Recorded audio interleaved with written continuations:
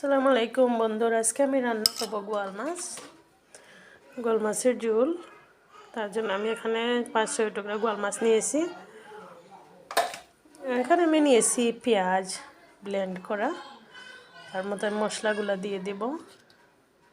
হলুদ গুঁড়ো দিলাম। আমি মাছ রান্না করলে অল্প একটু ধনিয়া গুঁড়ো ব্যবহার করি।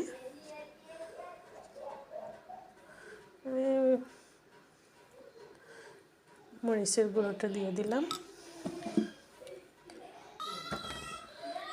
আমি একটু লবণ স্বাদ মতো দিয়ে দেব।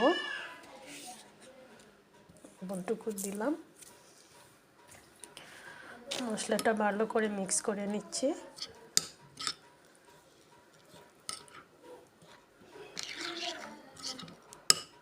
আলহামদুলিল্লাহ মশলাটা মিক্স হয়ে গেছে। এখন আমি চুলায় আগুন দিয়ে দেব। তো বন্ধুরা, আমি চুলায় আগুন জ্বালিয়ে দিয়েছি। এখন আমি তেলটা দিয়ে দেব। বিসমিল্লাহ। এখন আমি দিয়ে দেব ব্লেন্ড করা রসুন।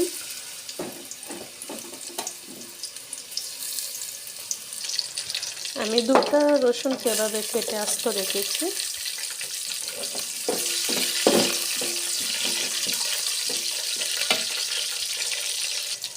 আমি 2টা তেজপাতা দিয়ে দেব।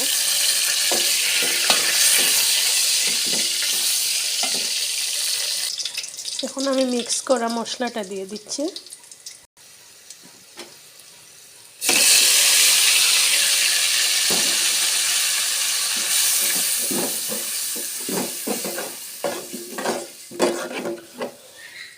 যেহেতু আমি এখানে তেজপাতা দিয়েছি, তাই আমি কোনো টমেটো ব্যবহার করব না। দেখুন বন্ধুরা, আমার মশলাটা খুব সুন্দর কষানো হচ্ছে। মশলাটা কষিয়ে আসলে আমি একটু জল দিব, যাতে মশলাটা আরও ভালো করে গন্ধটা চলে যায়। আমার মশলাটা প্রায় লাল হয়ে এসেছে, আমি একটু জল দিয়ে দেব।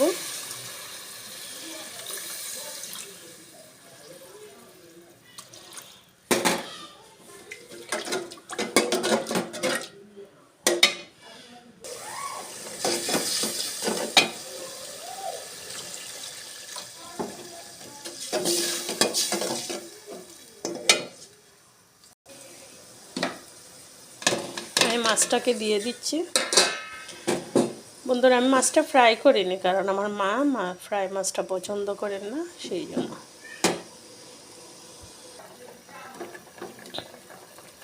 ধনে পাতা একটু 2-3টা কাঁচামরিচ দিয়ে দিছি একটু কালার আসবার জন্য।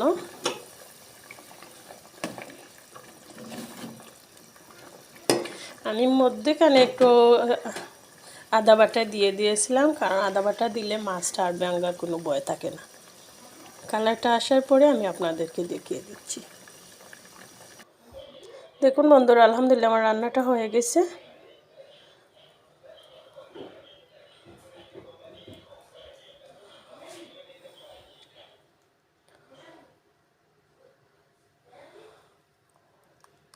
স্বাদটা আলহামদুলিল্লাহ ভালোই হবে।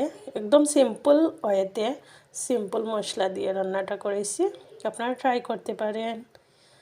ওকে, ভালো থাকেন। আল্লাহ হাফিজ।